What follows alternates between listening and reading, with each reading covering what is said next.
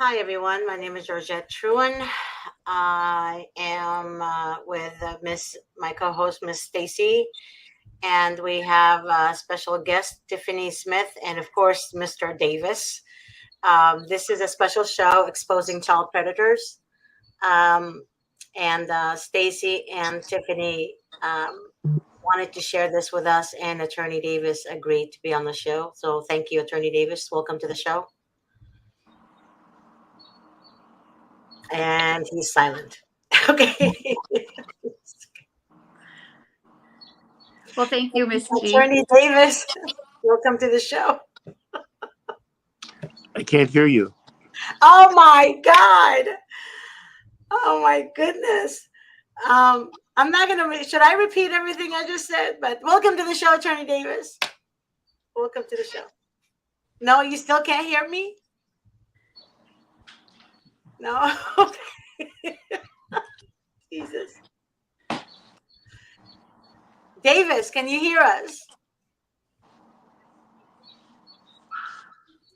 Oh no. Can you hear us? Okay, Can now I can hear you. Oh my goodness. Okay. So I already did my introduction, and I said, "Welcome to the show, Attorney Davis," and here we are. So the floor is to you, Miss Stacey and Tiffany.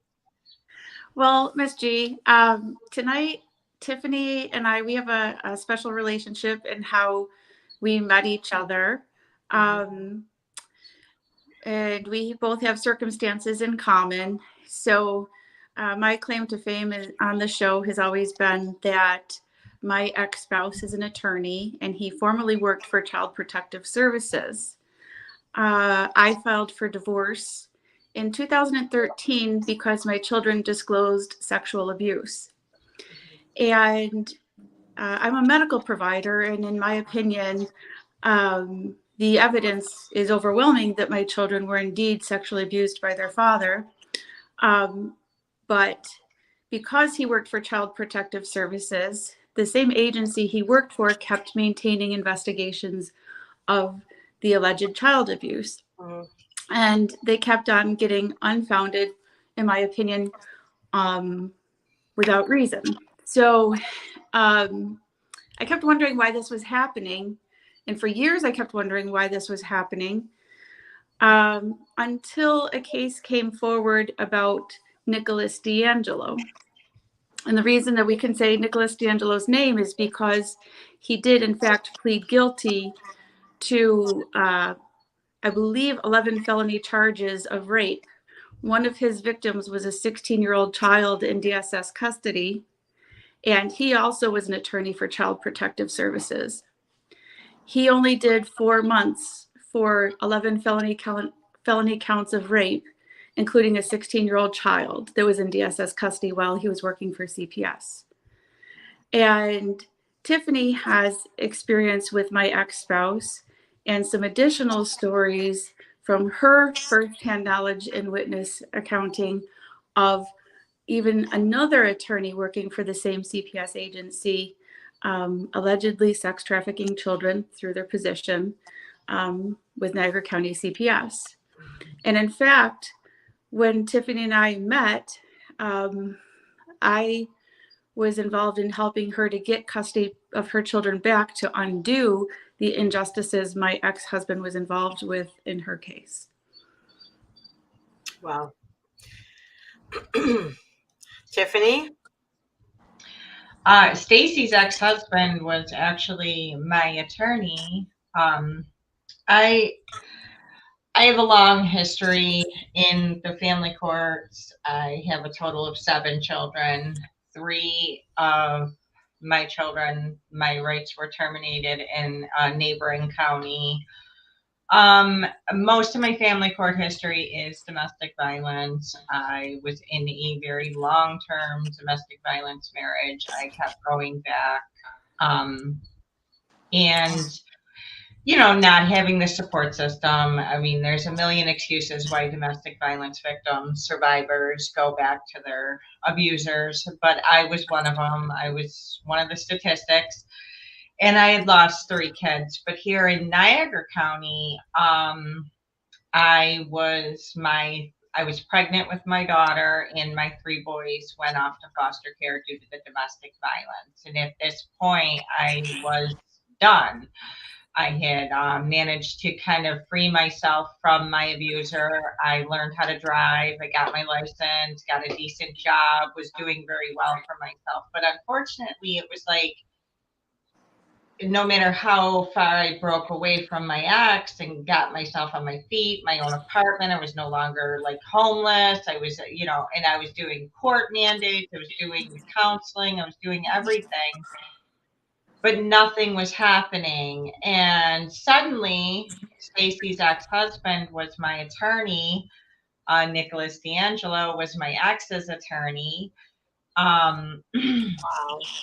and my ex, my perpetrator, my abuser, was granted custody of my children out of foster care. And he was homeless, and it was like living in a twilight zone at the time. He's He was homeless. I have an homeless. apartment. You said he was homeless? He was homeless, living at a city mission, and I had an apartment, I had a car, I had a job. I did a court mandate. It was shocking is the best way to put it. Like, none of it made any sense to me. Like, how did you just give him, in my infant child, my daughter, straight out of the hospital, straight to him? At the time, it's kind of like, oh, the tangled webs we weave, right? At the time, Stacey's ex was referred to me as an attorney by a Niagara County foster parent that had used him for adoption purposes. She was able to adopt children out of foster care. He was like her regular attorney, and that's who was representing me in family court. It was Stacey's ex. And long story short, I later found out that the main reason CPS gave my ex custody is because they were trying to hide the fact that the woman that I was renting an apartment from and technically living with, because the apartment was like an in-law apartment for her, she was a foster parent that was no longer a foster parent because she was caught having an affair with the attorney for the county that oversaw the termination and adoption proceedings by the county. She was having a lesbian affair with her. And it was just like, whoa, everything was completely shocking to me. They just didn't. And so, me being kind of forced back into homelessness, I was told by my attorney, Stacey's ex, and Nicholas D'Angelo and the law guardian at the time in the courts, just to give my ex sole custody and they'll walk away. And honestly, I did that because CPS wasn't listening to me. Nobody was listening to me. My daughter was 5 months old and had a bed sore. Okay, she had a chronic diaper rash. I have photo evidence. I have workers who were coming into my home to supervise me during my visits with the kids that actually contacted CPS and lost their jobs because of it. My daughter was 5 months old with a bed sore. Okay, my son came to me with a black eye. Said he got elbowed because he was talking while his father was on the phone.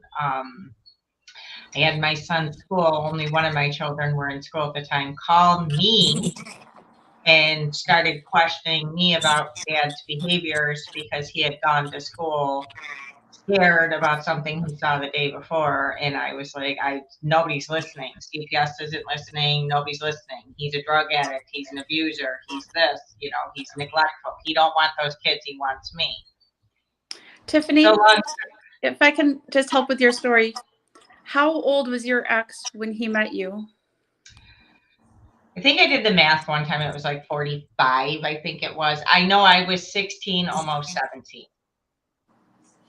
And I was people for CPS couldn't do the math, or they could, and this is what they intended to do. I don't know. He was in his 40s. I mean, he's 64 now. He's 64 today, or 64 this year, and I'm 42 this year. So but when I he was, was in his 40s and you were a child, how did he keep you around? Like how old were you when you got a driver's license for the first time?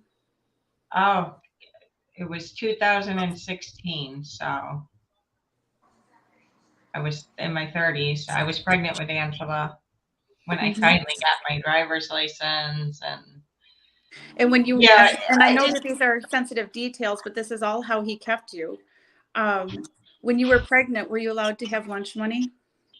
no. I worked, but my money, he did. He controlled almost every aspect of my life.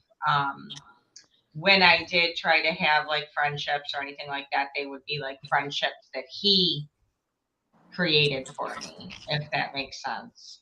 And were there Yeah. cameras in your house when he wasn't there watching you?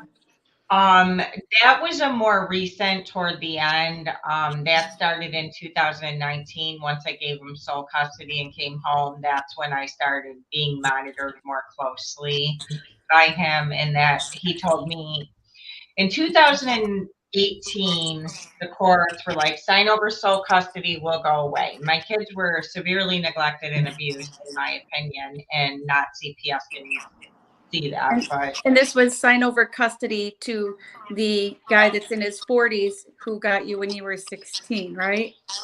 So Sign over custody to him. And I gave him custody and moved right into his apartment so I could care for my kids. From that day forward, the abuse and control got probably worse. That it was like living in a hostage situation. And I just felt like nobody gave a shit. Excuse me, sorry. He told me that I was no longer allowed to work. He sold my truck and I was stuck, and then he started with the cameras. He would leave for days on end, but he had cameras in the house. So like I couldn't do anything. It was pure hell. And it got worse for the kids too, because it was a lot of like, I was a slave, he would tell everybody she's got mental health issues. And then it was like, okay, so I go to mental health counseling, but it has to be a counselor he approves of. And then I would have to give him relations in order to go to counseling. You know what I mean? Like he would make me do things if I needed deodorant. I have a disorder that if my hands or feet get too cold, they go numb. It's called like Ray's disease. I think that's how you pronounce it. I don't know. Raynaud's. Yeah, so he took all my socks in this wintertime. If I was to leave the house, I didn't own socks. And so in the wintertime, if I left the house, he would make sure that, I didn't have socks on because he knew that I would get home as soon as possible because like when your feet go numb, it's like hard to walk. He controlled everything. When I came home, he threw out all my clothes, my work clothes, because I worked in an office. So he threw out all my work clothes. So he knew that even if I was to get another office job or try to get a job, I wouldn't have anything to wear because I had no money. So the pandemic hit. And I found out about like those PUA benefits and, the unemployment. And I said to myself, like, because I was homeschooling 3 kids, 3 of my boys were in school. So I was homeschooling them full time. He was taking the stimulus checks and anything, And the one time he was gone for almost a whole week. He left to get milk, literally left to get milk and never came For a home. week? It was almost a week. It was like 4 days, and he had his phone off or sent me the voicemail. So when I found out that I was eligible for the PUA benefits, behind his back, I went on the computer, I applied, I did everything, I got approved, and they gave me all these back benefits, and it was like $9,000.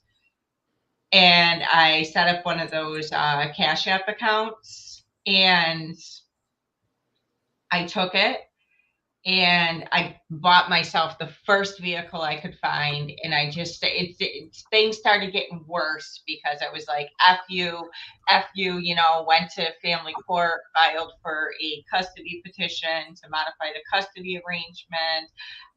Every time I tried to take the kids to the park, I would have the cops, whenever he found out that, he would call the cops and claim I kidnapped the kids. This happened a lot. And So here we have, right, my ex, where my children disclosed sex abuse by him, and he was involved in your case during the time in which Niagara County CPS gave custody to an apparent pedophile because he's in his 40s going after a 16-year-old. Then you have Nicholas D'Angelo involved, who did plead guilty to 11 felony charges of rape, including a 16-year-old child that was in DSS custody. And then you described the foster parent that you were living near on the same property, who was having a lesbian affair with another Niagara County CPS attorney. And what happened with that foster parent? What happened there? She was having a sexual relationship with a 16-year-old child in her care too, right? No, she had this is what I've heard. This is what she is right now. She is technically a married woman with a male husband. The foster parent. Yeah. Yes, but she has a girlfriend. That girlfriend, I don't know for fact, so I'm not going to speak for fact, but that girlfriend, this I do know for fact, was a foster child of hers. When they started having their relationship, I don't know if she was a minor. I just know that when I met the woman, rented the home from her,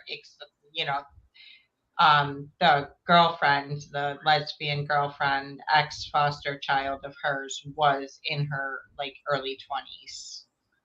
So I don't know if the relationship started years prior when the child was a minor or the woman was a minor. But it was a twisted love triangle, because the reason why everything came and got exposed was because her actual lover, which was a attorney for Niagara County that oversaw the adoptions, found out about the affair. I guess you can call it an affair, with the woman that was living in her house, the ex-foster child. And it was just like, it's a really messed up. And to this day, she's still in the public eye as a married woman with a male husband, but she shares her room with her girlfriend and the husband, and they've got 9 kids. It's weird. It's a very open household. But Stacey's ex represented her, and I believe still does. And Stacey's ex is the one that pretty much put me and my children right back into the abusive situation that we tried to escape from.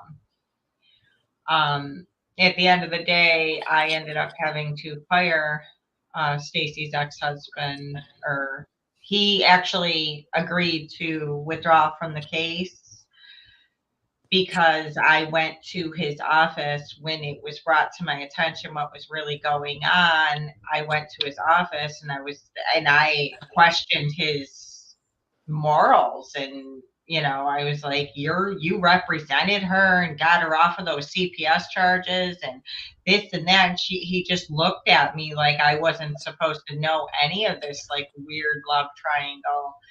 And he agreed to withdraw himself from my case. And I was like, well, it's already too late. My ex has got sole custody, and it's too late. You've already ruined my life. You ruined my kids' lives. So yeah, and then Nicholas D'Angelo, he was my ex's attorney, which it just shows like even more of like the trafficking and disgust that happens here in Niagara County. In November of 2021, my ex was arrested for child endangerment, harassment in the second, and drug possession.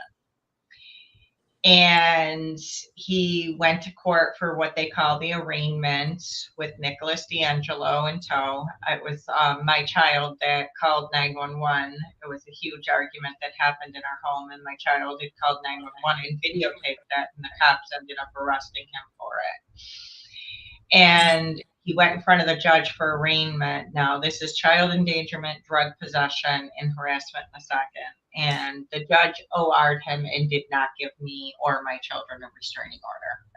Let Oh him my come. God! Wow.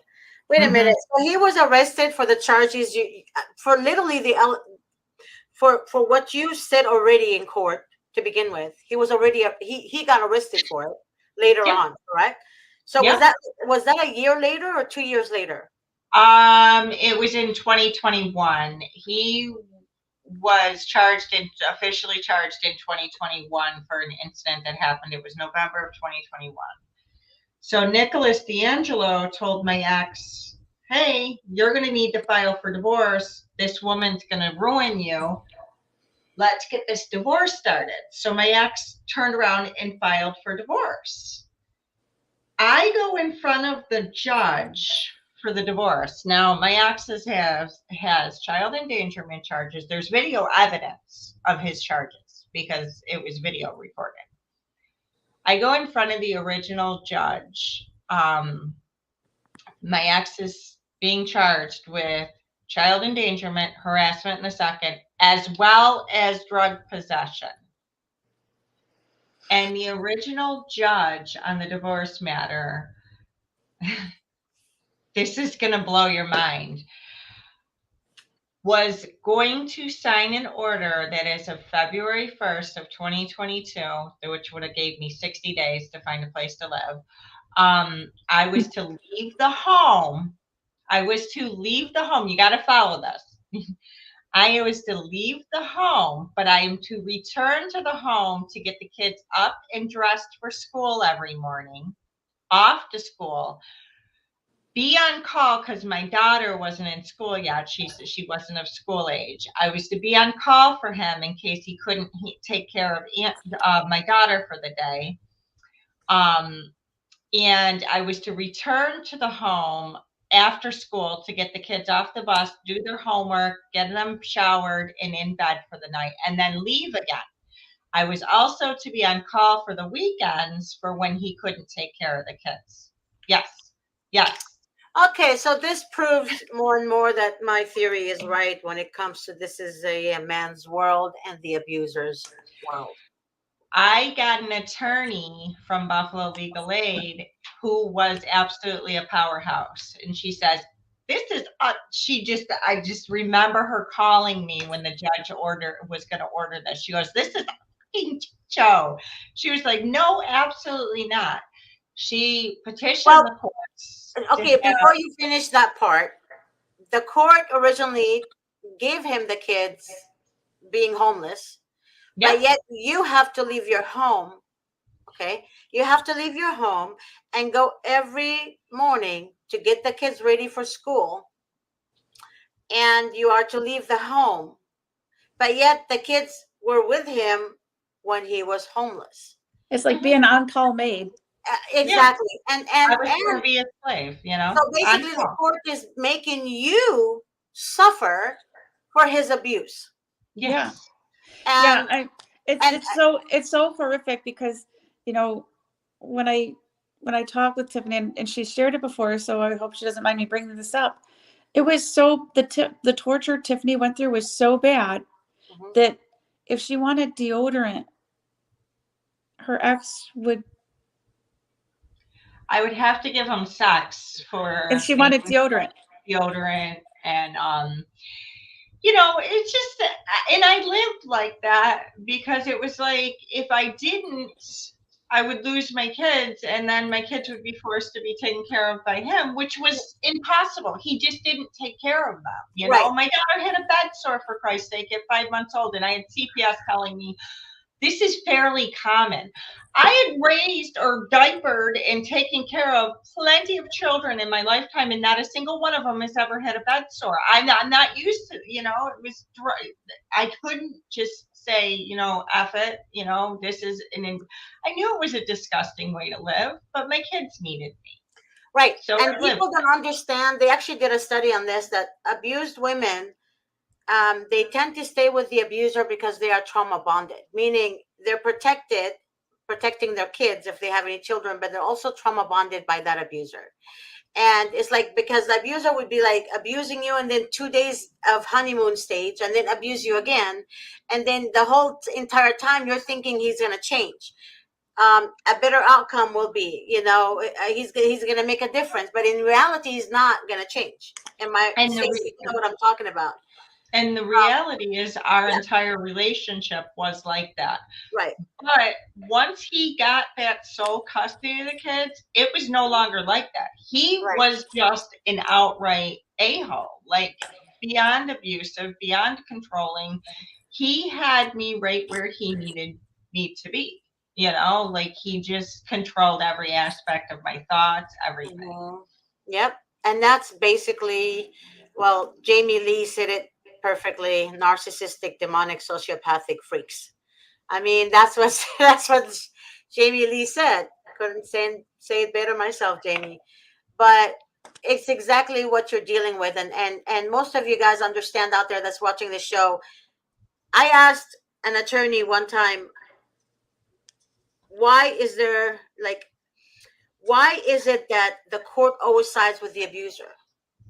And she told me that the reason for that is because oftentimes the abuser is our charmers, and the court only right, they only look at the outside appearance rather than, you know, the behavior, the body language of an abuser in court. Well, here in New York, they have this court specifically for divorce. It's called the Integrated Domestic Violence Court, and this attorney that I had petitioned the court and said, listen, there's domestic violence here. There's pending domestic violence charges. This is a case that needs to be heard in integrated domestic violence court. Literally the day before my court order was for me to be removed from the house, I got approved to have my case transferred over to IDV court. We went in front of so it put a hold on the original order of me having to leave the house and come back and be his on-call slave, you know. So it put a hold on that order, and the first court date was February 4th. We went into this judge, Hedgens, or I can't pronounce her name right.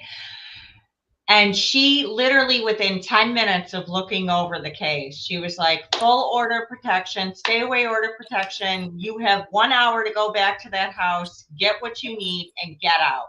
Da da da da da. And that was it. Like, that's where my story began. You know, that's how I feel. My story began February 4th. Just to clarify, the order of protection this time was against your ex, not you. Yes. And it still is. It's a permanent order of protection now. And as of last Monday, I was awarded sole custody of my children. Very good. I'm so happy to hear that. And if you only knew. I know, like, baby. you know, it just means so much to me because me and my children sacrificed so much to get to this point. When the courts originally ordered him out of the house, it was like, uh-oh, you know, I mean, it's something I needed, but the only job I had at the time was Instacart, and my van was shot, so everything, like, I went without a phone, my vehicle got repossessed. We spent about 1.5 years living on nothing but food stamps because I couldn't get my daughter into school, any kind of preschool or anything. But we did it. And, you know, and my kids, I give them, you know, they're just amazing. that they wanted to be with me so bad that they were willing to just go without, as long as Yeah. they're being fed and we got a roof over our head and we're Right. happy. We're, you Right. know, Miss Right. G, Yeah. watching Tiffany Whew. was like she was a seed, and she was just a seed.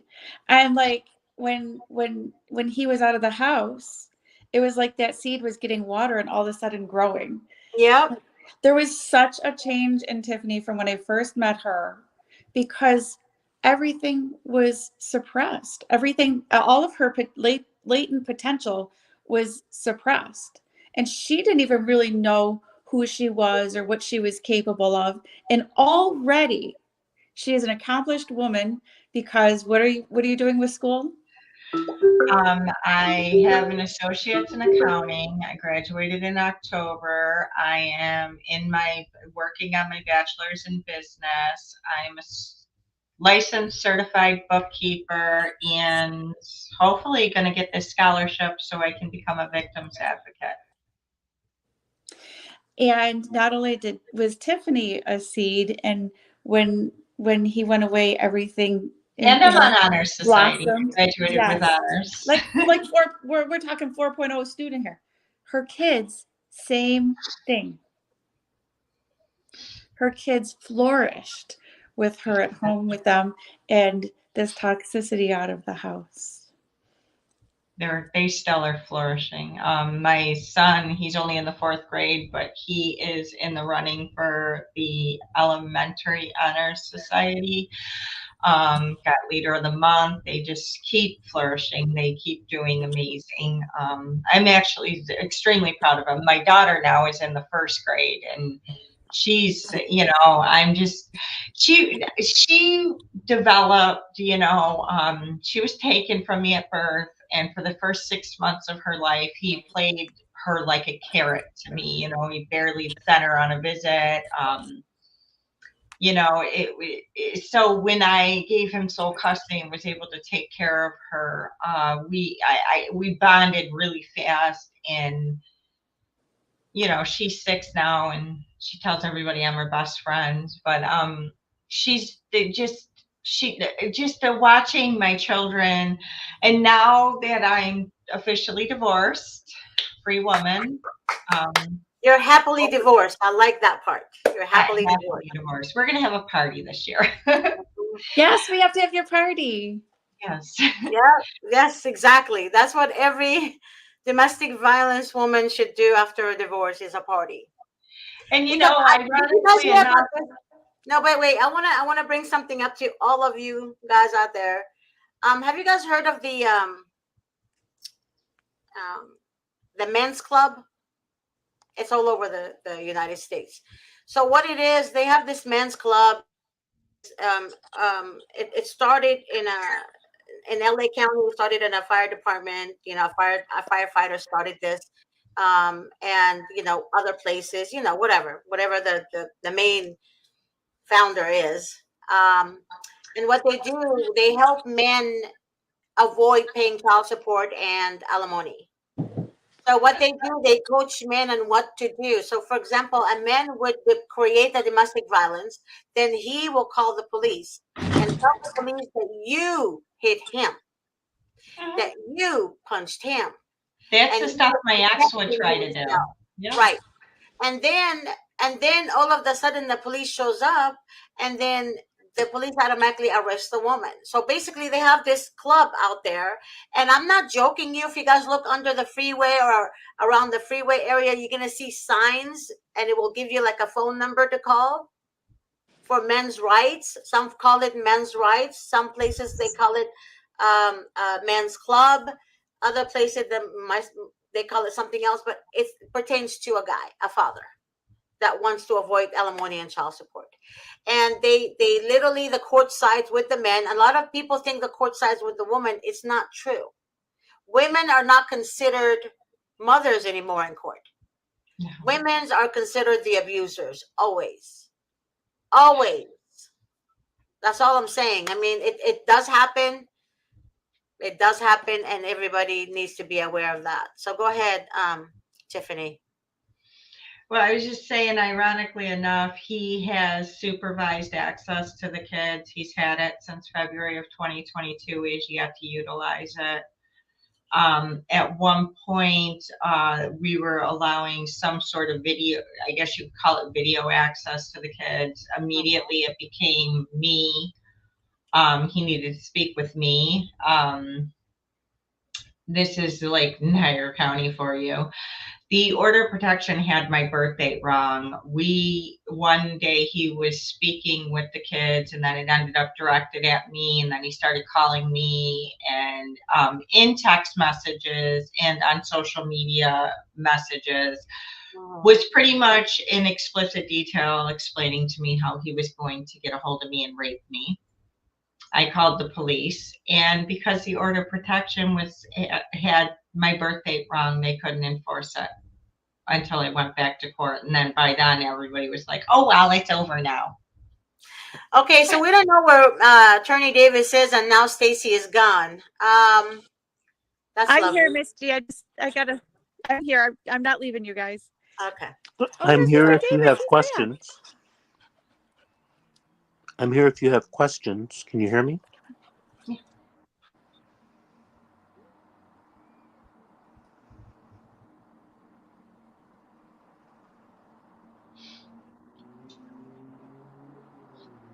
Tiffany, are you there? Yeah, I'm here. Okay, what's going on with you, Stacey? I told you not to move from where you are. I know, but I have 3 dogs at my house at the moment, so I just had to check on the one. You didn't have to take I'm the good. I'm here. camera I've with been you, listening. Stacey, but That's okay. why I have cats. Jesus Christ. Okay, so Yeah, but that's the thing that Stacey pretty much is talking about, is specifically here in Niagara County, the sex trafficking, the child abuse, the rapists. It's just I always bring up, there's this man, and he's a registered sex offender, so let's talk about him. Let's bring up his name. His name is Roger Huber. He's an ex-Niagara County correctional officer. He was grooming young women, and he's actually a registered sex offender now. He did do a little bit of time in jail. He actually married one of the women he groomed. But his girlfriend at the time that he was being charged with grooming these young teenage girls, was set to testify against him in court, and she's still missing. Her name is Cheryl Rucci. I want to say it's been since 2011. Meanwhile, this man has gone on to marry one of his victims that he groomed, his teenage victims. This woman that he had married, she also was a school bus driver, but because she's not a registered sex offender, who cares, right? She's allowed to. And they have children, and they live right across the street from a preschool. Nobody cares, right? Because it's just Niagara County. These are the things that just keep happening. The witness that was supposed to testify against him for grooming and whatever you want to call it, these young teenage girls, he was providing them with alcohol and getting sexual favors from them. I think there was 3 or 4 teenagers that he was being charged with. Well, his girlfriend at the time was set to testify. She's a missing person. And we're just ignoring it. We're just leaving her as a missing person.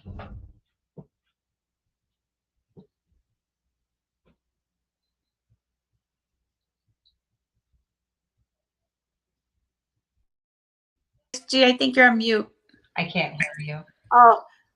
I just wanted you to, ask Attorney Davis, both of you, what it is that you want to ask him.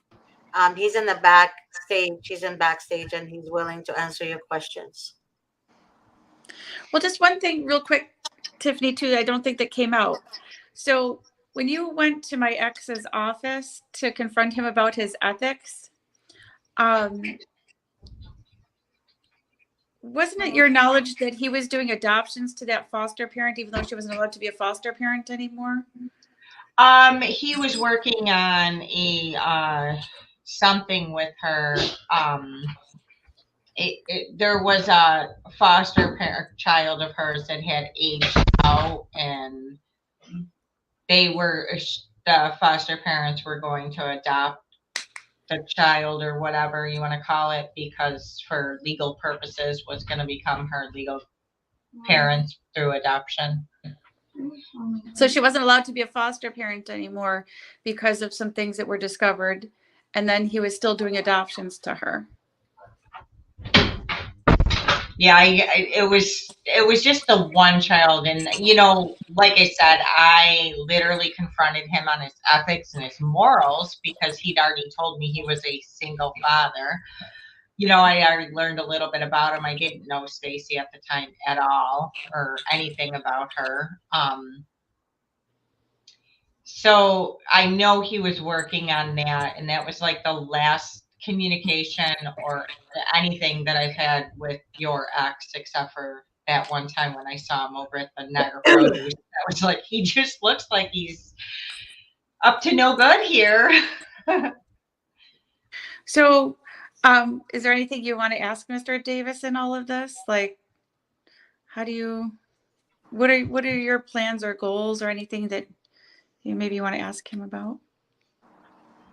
Who, me? My goal is like, I just, my biggest question, I don't even know if it's a national law, like would he even know anything about it, is I've even tried to ask my own attorney about it. How long does a parent have to go with no access before they can lose their parental rights? Well, it's different for each state. And in California, I think it's 12 months.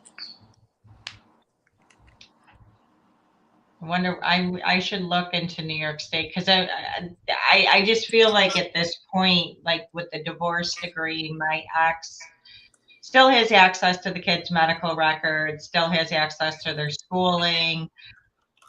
None of that matters to me. It's just the point that he's not visiting his children. He has access to the children.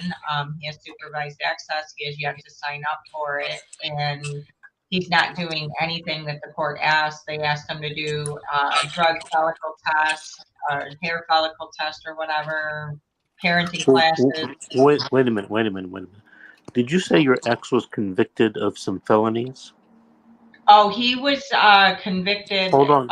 They were Yes or no? misdemeanors, but he does have a felony child endangerment charge from 2005 or 2007 on his record. In California, and probably in New York, you have to talk to a New York lawyer. There are several ways you can lose your parental rights. One of them is you're convicted of a crime or a serious felony. So you might want to consult a New York lawyer about that issue if you're trying to take away his parental rights. Yeah, none of it really, like him having parental rights doesn't necessarily hurt me. It's just me and the kids do want to leave New York State, and we're not allowed to because he still has rights, and he's not going to let us, So that was the only reason I was trying to look into that personally.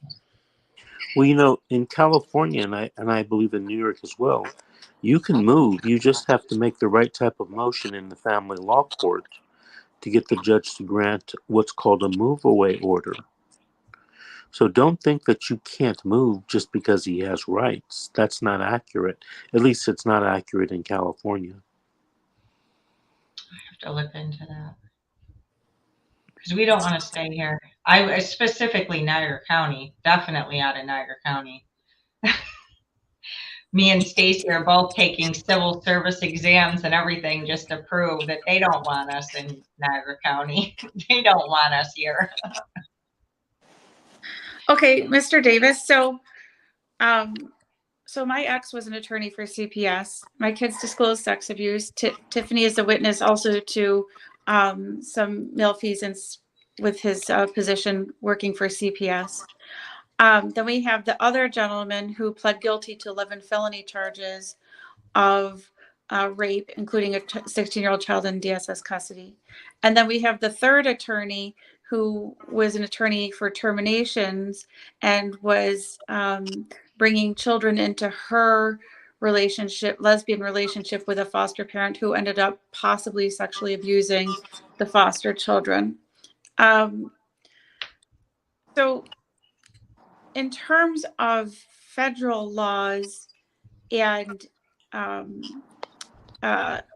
CAPTA, right? They're supposed to have hiring practices that they agree to with their contract to receive Title IV federal funding. And to me, I think this appears to be reprehensible hiring practices out of compliance with their contract. Do you ever litigate anything in that? The contract law with Title IV federal funding and their conditions which they can receive it and their agreement to have diligent hiring practices? No, but it is possible. What I usually do is, for example, I'm wondering why you haven't brought a federal or a civil rights lawsuit against the county for what your ex has apparently done. Tiffany, the same question for you. I mean, We were just talking about not only are the perpetrators liable civilly, but possibly, the government, the CPS, the state of New York, the county of Niagara, could be held civilly liable for all of these bad acts. So I don't, and when you bring that type of lawsuit, you can sometimes ask for injunctions and what they call delegatory relief actions or relief, as well as for money and punitive damages.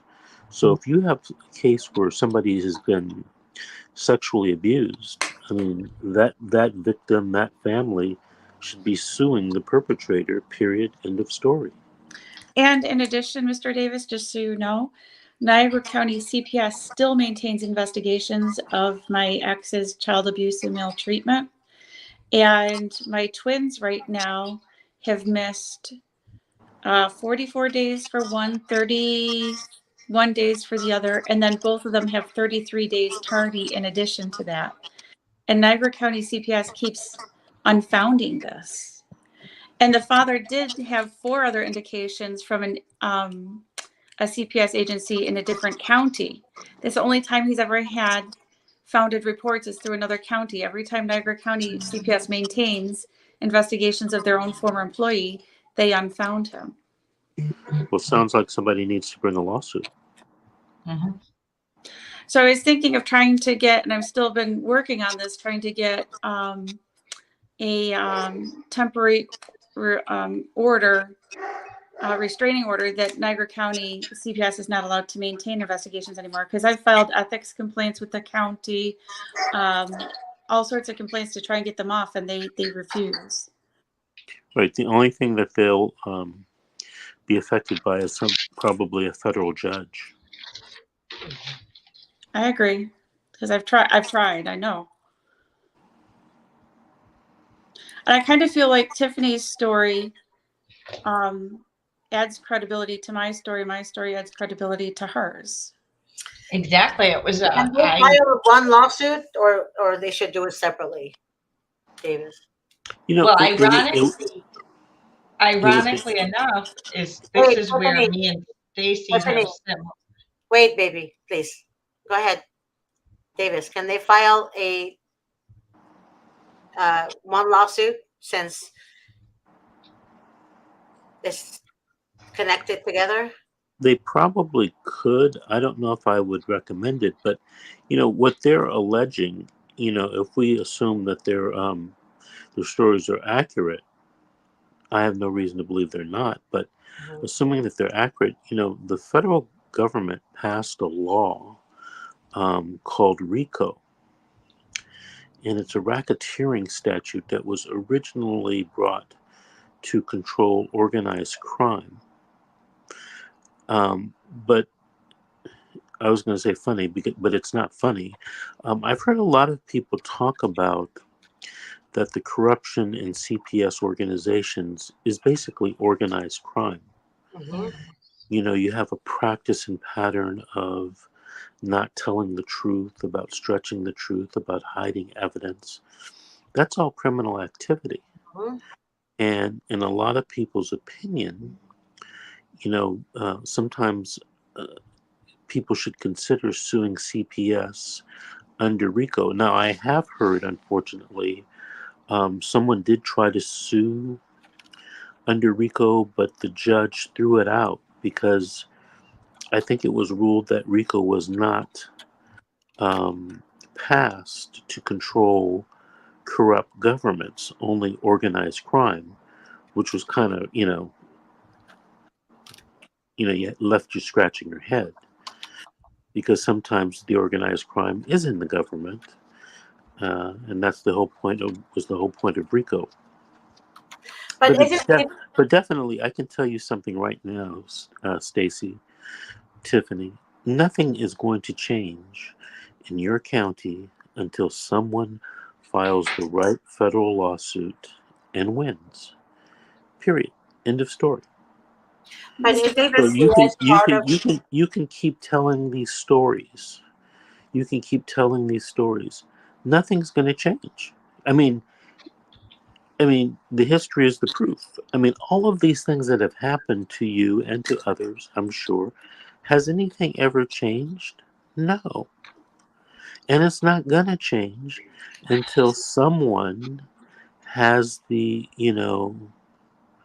is brave enough to do this. Now, unfortunately, here's the thing, to bring that type of lawsuit, it's expensive, right? Who has that kind of money, Mhm. right? So you don't have the money, and then the injustice just keeps on going. Mr. Davis, Hmm. aren't you coming to Buffalo for another case? Yes, I am. Just saying. Ironically, Stacey, I was thinking about it the other day. Your ex's CPS reports came from the neighboring county, the ones that indicated him. And do you realize that it was the Erie County judges that gave me custody? Because It when they was the brought in, when I had originally a Niagara County judge, that's when the order was for me to leave the home and come back and be a slave, on call slave. But when they had to bring brought in an in Erie Erie. County judge, things changed. It's horrible in Niagara County, Mr. Davis. They just had one of those happy ending massage places in Lockport, New York, go down. And the last time this happened, it was literally located across the street from my ex's office. Oh, And right? Wait, yeah, Stacy, hold on. yeah. Talking about this and talking about this and talking about this. How long have I known you? Yeah, you've known me for a little bit. Yeah. So I mean, it's not going to do anything. I've asked you to come to Buffalo, and you're coming now for somebody else, not even me. well, it's a matter of um, Buffalo flights from Buffalo to Buffalo from New York. I mean, from LA aren't cheap, right? Well, if you're coming for somebody else, you can make it a twofer. Like, I don't think you guys will have cases on the same day, and it's not the same county, I believe. no, it's not. You're actually, are you Erie? Is it Erie? No, it's starts with an S. Yeah. Suffolk County? Nope. No. Steuben. Steuben County. So just because I'm going to be in the area doesn't mean that I can do something. No, I've been working on it, Mr. Davis. I've been. A RICO case is not a small thing to do either. Right. Yeah, It's first of all, big deal. you have to know that if you bring a RICO action, you probably will be thrown out of court. Now, but here's the other thing that people are starting to figure out. RICO is a federal case, is a federal statute. A lot of states, and I don't know if New York has one, but a lot of states have state RICO cases that aren't as stringent as federal RICO cases. So you might have a state claim or a state cause of action. But if you guys are having that type of corruption in your local government, you need to be reporting it to the Department of Justice. I did. You need to be reporting it to the Department of Health and Human Services. Did that. You need to be taking action in a civil court in front of a federal judge. I don't know if you know this, but going back to our founding fathers, federal court. This was one of the reasons why we have a federal court system, to place the state government in check. That's one of the Right. reasons why we have a federal system of justice. So, I mean, the things that you say, I mean, I don't doubt you. I don't doubt you at all. I've heard crazier things, if you can believe that. But unless you're willing or able to take action, nothing's going to happen. One of the things you could do is, and this takes a little bit of gumption, a little bit of bravery. You could start writing a book, a monthly article, a podcast, something, doing a show just on your county. Right now, I was listening to Tiffany and I was listening to you.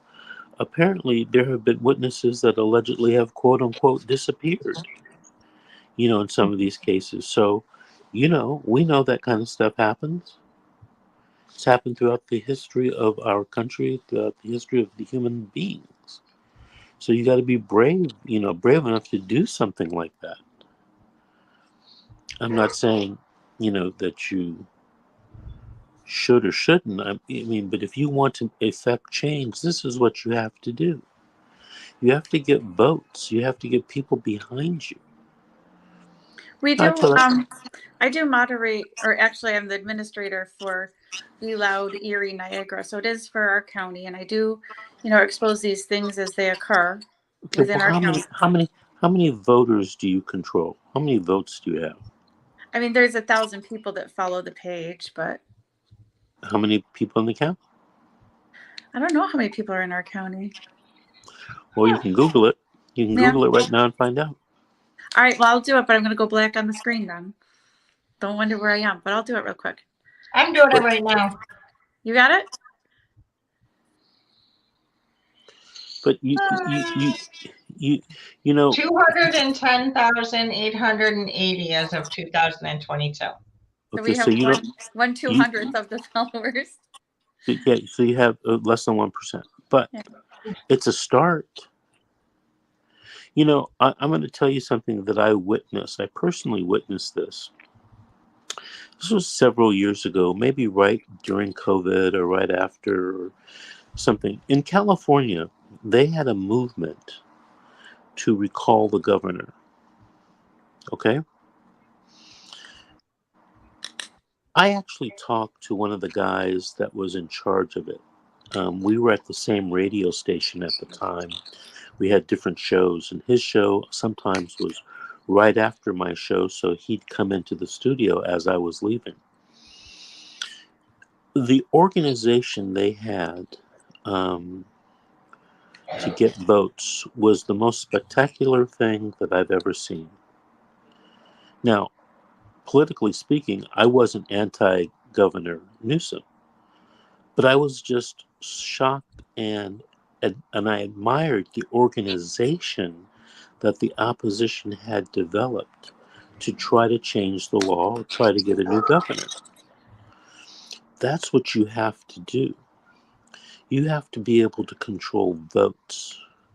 I don't know if your state has the referendum process as like California does, but Put something on the ballot. Get something on the ballot. Get people in office that support your position. Now, all of this is easily said, right? It's hard to implement, hard to do, takes time, a lot of time, takes effort, takes money. But if you really want to make change, that's what you're going to have to do.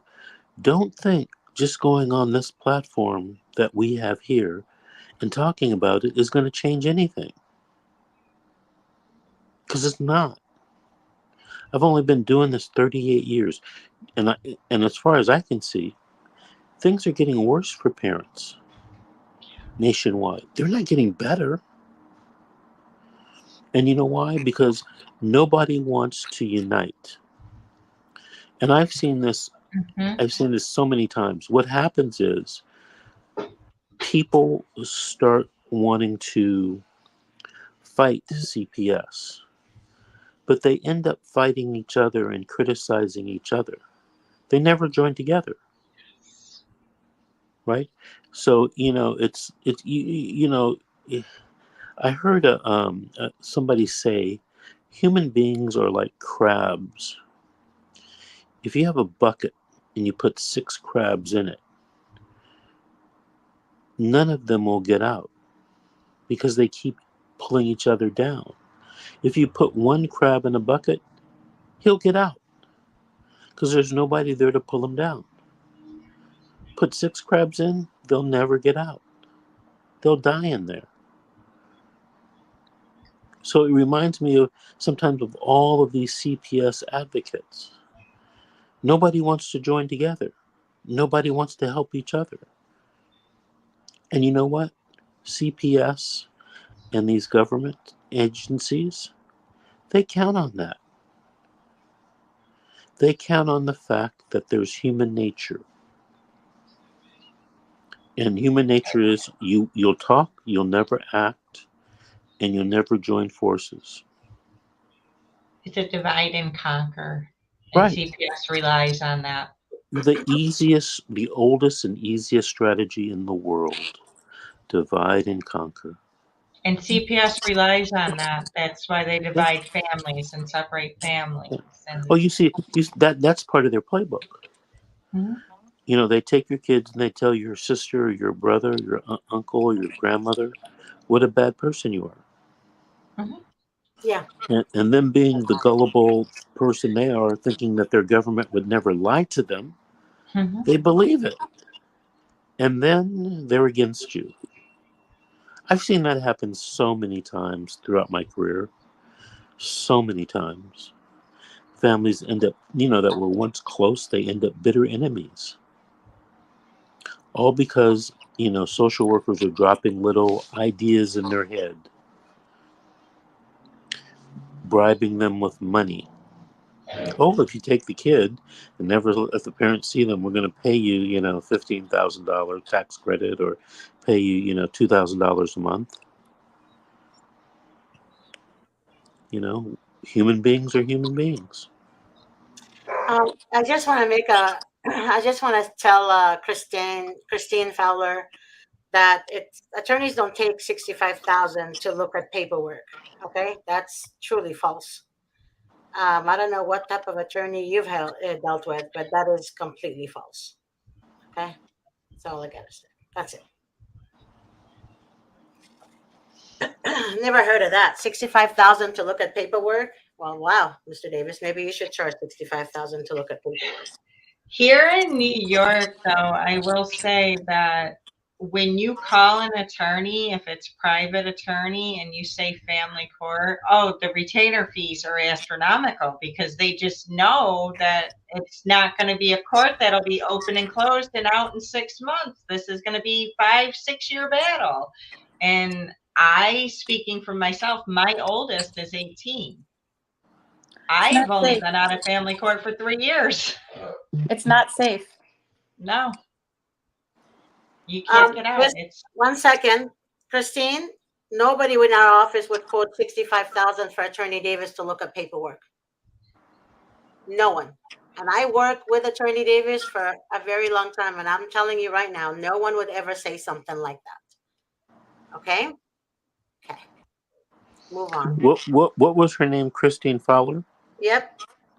Hey, Christine, on the bottom right-hand corner of this screen is a direct number to my office, 888-888-6582.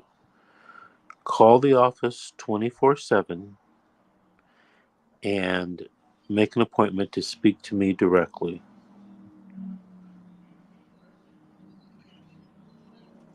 Okay? So just make that appointment, Christine, and speak to me directly. I probably will be available this evening, even if you wanted to talk this evening. And I have receptionists that work 24/7. Good. All right? Do you ladies All have right. any more questions for Attorney Davis?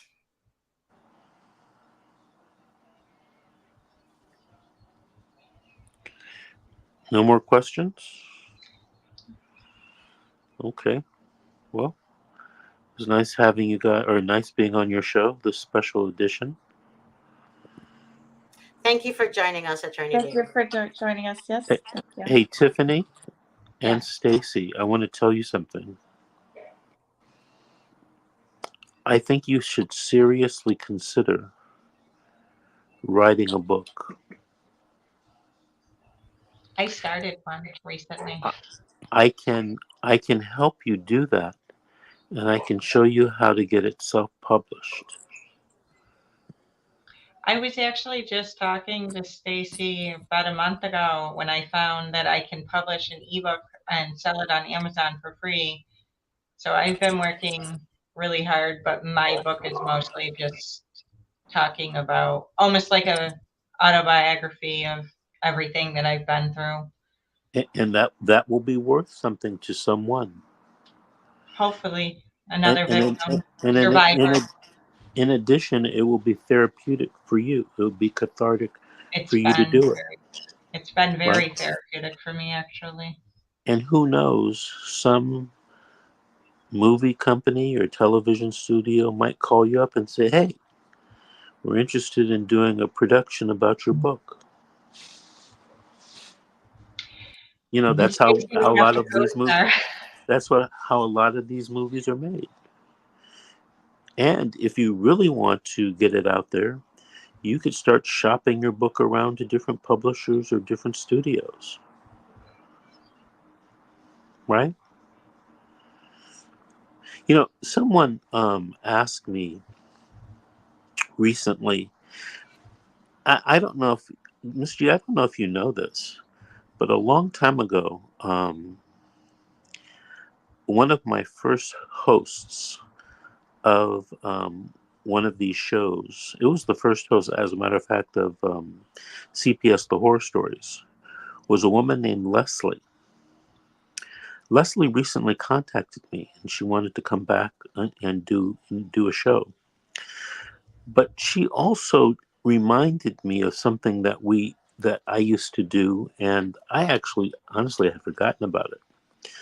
I actually did a television show with maybe 13 or 14 episodes, and it aired on cable television. Do you guys ever watch crime stories? You Probably. you you know these format of, there's this horrendous crime and they interview everyone. Have you ever seen those on TV? Hmm. Well, I did something called a CPS story, and I used the same format. I don't do it now because it's so much work you wouldn't believe it. Imagine, Stacey, you I take your remember that case. actually when you used to do that. Yeah, it was a TV show. Yeah. Did you ever So, I think I mentioned it to you, Stacey, but I don't know if you guys ever watched it, and I don't even know if you can access it anymore. But did you ever watch Made on Netflix? It was like a little mini series of a domestic violence survivor, and pretty much the horror story of her going to a domestic violence shelter and losing custody of her child to her abuser because he hired an attorney and she couldn't afford one and she was homeless, and you know, it was pretty much, and I remember watching it, though I was not a maid and I wasn't, you know, taking ferries to try to feed my children. It kind of just, it resonated with me because that's really how it plays out a lot of times in these courts with these domestic violence abusers. You know, we run for shelter and then you end up in court and they're like, oh, he's still got the marital home and she's in a homeless shelter. Here you go. You know, and it's happened, you know, it happens often. So I was just mentioning that show. And then the reason why it resonates with me is because she ended up going back with him to be with her daughter. Yeah. And Okay. there was Okay. just, All right, ladies, thank you for having me on this special edition. I'm going to sign off now. If you guys are going to continue on, go ahead and continue. Good night. Thanks, Mr. Davis. Good night to you. Good night. like, all right, Stacey, I'm gonna call you later because I think we need to discuss like maybe doing a civil suit and how we can get that started. And I gotta go check on the kids because it's 9:30. They're too Sounds quiet. good. Yeah, right? Isn't Thank it you, quiet? Tiffany. I was like, what are they doing? But I know Mason's been in and out. So, all right, I will text you or call you later. Okay. Thanks for All right, having honey. me. Love to All right. you. Thanks for coming on. All right. So I guess Stacey, that was a good show. Yeah. The dogs are singing in the background. Yeah, Oh, her go take kids care are of them. quiet. Her kids are quiet. My dogs are not. I kind of got I to know, get I going. know, I know, I know. All right. I'll talk to you guys later. All right. Thanks, sister. Love you. Love you too.